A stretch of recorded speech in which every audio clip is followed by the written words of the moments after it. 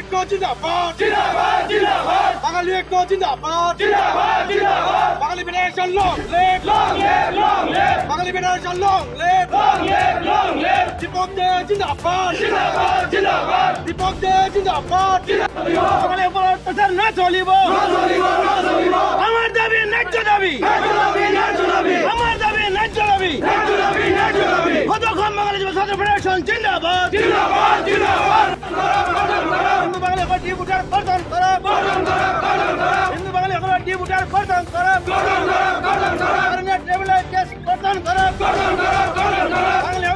বাঙালি সকলের ডিপুটার গঠন করা ফরেনের কেস গঠন করা হিন্দু বাঙালি হকুম অত্যাচার না চলিব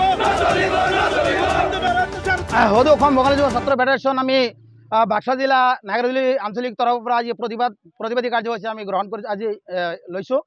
এই প্ৰতিবাদী কাৰ্যসূচী লোৱাৰ মূলত অৰ্থটো হৈছে যোৱা 22 জুলাই তাৰিখে যিটো অসমৰ চৰকাৰে যিটো হিন্দু বাঙালিৰ ওপৰত যিটো নেকি আমাৰ ডিবুটাৰ আৰু ডিটেনশ্যন কেম্পৰ আৰু লগতে যিবিলাক ট্ৰাইব্যুনেল কেছ আছিল এই কেছসকলৰ ভিতৰত যিটো নেকি সিদ্ধান্ত লৈছিলে অসমৰ হিন্দু বাঙালিৰ ওপৰত যে এই কেছবিলাক নিষ্পত্তি কৰা হ'ব আৰু কেছবিলাক প্ৰত্যাহাৰ কৰা হ'ব।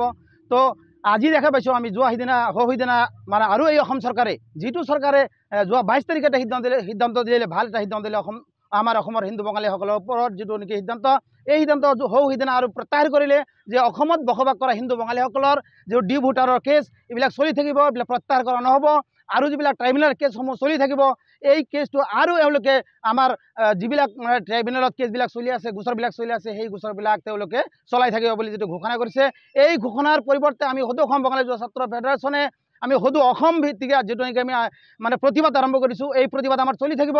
কাৰণ আমি অসমত যিটো হিন্দু বাঙালিসকল আমি যুগ যুগৰে পৰা বসবাস কৰি অহা হিন্দু বাঙালিসকল আজি আমাৰ এই যি ডিবুটাৰৰ টেগ লগাই দিছে অসম চৰকাৰে আৰু যি টেগটো লগাইছিল যিটো টেগ লগাই আছিলে বিজেপি চৰকাৰে আমাক ঢাক ঢোল বজাই কৈছিলে যে অসমত বসবাস কৰা হিন্দু বাঙালিসকলক কোনো ডিবুটাৰ কেছ নাথাকে আগৰ পৰা কৈ আহিছিলে। আমি বাৰম্বাৰ অসম চৰকাৰক নিবেদন জনাইছিলোঁ, আমি বৈঠক কৰিছিলোঁ, মেমৰেণ্ডাম দিছিলোঁ। সেইসকল চৰকাৰৰ মানুহে অৰ্থাৎ ডক্টৰ হিমন্ত বিশ্ব শৰ্মা ডাঙৰীয়াক কৈছিল যে অসমত হিন্দু বাঙালিসকল অৰ্থাৎ আপোনালোকৰ কোনো কেছ নাথাকিব, এইবিলাক সব নিষ্পত্তি কৰা হ'ব বুলি প্ৰত্যেক বছৰে আজি 2014 চনৰ পৰা তেওঁলোকে আমাৰ হিন্দু বাঙালিসকলৰ যিটো নেকি ব্ৰহ্মপুত্ৰ ভেলীত 55 লাখ হিন্দু বাঙালিসকলৰ ভোট লৈ তেওঁলোকে আজিৰ দিনত ৰজা হৈছে।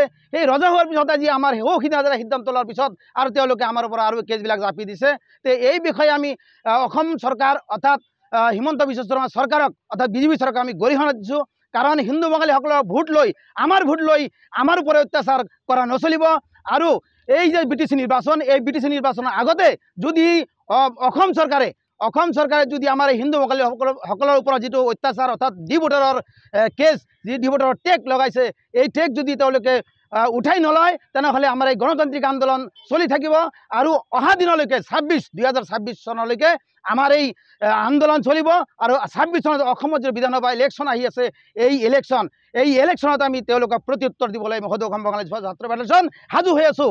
এই কাৰণে আমি জনাইছিলোঁ যে অসমত যিসকল বঙালীসকল আছে আমি আমাৰ ন্যায্য দাবী আমি পাবই লাগিব আৰু আমি কাৰো মানে অধিকাৰ কাঢ়ি লোৱা নাই, নিজৰ অধিকাৰ আমি নিজে লৈছোঁ। নিজৰ অধিকাৰ যিটো আমি জন্মগত যিটো আমাৰ অসমত জন্মগ্ৰহণ কৰিছোঁ, অসমৰ জলবায়ু গ্ৰহণ কৰি অসমৰ শিক্ষা দীক্ষা অসমৰ কলা সংস্কৃতি গ্ৰহণ কৰি আজি আমি বাংলাদেশী হ'ব লগা হৈছে।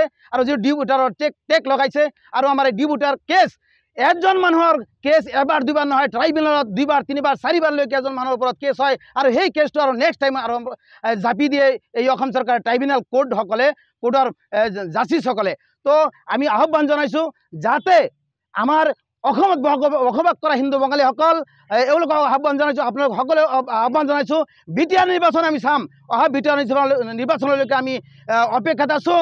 আৰু এই নিৰ্বাচনৰ আগে যদি আমাৰ সদৌ অসম বাঙালি যুৱ ছাত্ৰ ফেডাৰেশ্যনৰ এই যে সিদ্ধান্ত আমাৰ এই হঠকাৰী সিদ্ধান্ত আমাক যি হঠকাৰী সিদ্ধান্ত তেওঁ দিছে আমাৰ এই সিদ্ধান্তত তেওঁলোকে মানিব লাগিব। আৰু অসম চৰকাৰৰ যিটো হঠকাৰী সিদ্ধান্ত আমাৰ এই অসমৰ মুখ্যমন্ত্ৰী হিমন্ত বিশ্ব শৰ্মা যি হঠকাৰী সিদ্ধান্ত আমাৰ সদৌ অসম বাঙালি যুৱ ছাত্ৰ ফেডাৰেশ্যনে আমি মানি নলওঁ, এটি স্পষ্টভাৱে আমি ঘোষণা কৰিছোঁ। অসম বাঙালি যুৱ ছাত্ৰ ফেডাৰেশ্যনৰ তামোলপুৰ জিলা সমিতিৰ উদ্যোগত আৰু নাগজুলি আঞ্চলিক সমিতিৰ সহযোগত এই গুৱাহাটীত আমি এটি প্ৰতিবাদী কাৰ্যসূচী হাতত লৈছোঁ। আমি যোৱা 22 জুলাই তাৰিখে আমি দেখিবলৈ পাইছিলোঁ সংবাদ মাধ্যম যোগে যে অসম চৰকাৰে এটি নটিফিকেশ্যন জাৰি কৰিছিলে যে অসমত বসবাস কৰা অমুছলমান বিশেষকৈ গোৰ্খা সম্প্ৰদায়, কোচ ৰাজবংশী সম্প্ৰদায় আৰু বাঙালী সম্প্ৰদায়, হিন্দু বাঙালী সম্প্ৰদায়ৰ ওপৰত যি বছৰ বছৰ ধৰি যি ডিবুটাৰৰ যি টেগ লগাই ৰাখিছে, সেই ডিবুটাৰৰ টেগ আৰু যি বিদেশী ন্যায়াধিকৰণত যি হিন্দু বাঙালীসকলৰ যে গোচৰ চলি আছে, সেই গোচৰসমূহ আৰু নাথাকে, গোচৰসমূহ উঠাই দিয়া হৈছে, এনেকুৱা ধৰণৰ এটা নটিফিকেশ্যন জাৰি কৰিছিলে।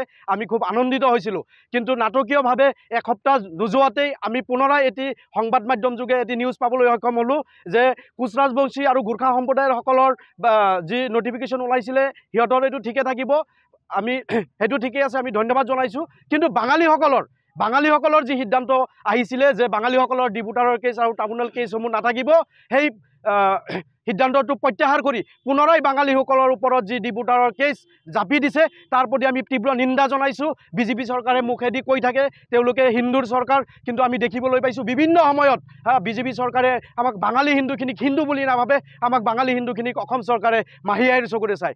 সিদিনা কাৰ্বি আংলং বাঙালী সমাজৰ এটি সভা আছিলে, সেই সভাত আমাৰ কেন্দ্ৰীয় সমিতিৰ সন্মানীয় সভাপতি দীপক দে তাতে গৈছিলে। তাতে বিভিন্ন অনা কাৰ্বিসকলৰ যি অসুবিধাৰ প্ৰতি আলোচনা হৈছিল, সেই আলোচনাত তেওঁ ট্ৰেড লাইচেন্স আৰু মাটিৰ সমস্যাৰ ওপৰত ভাষণ দিছিলে।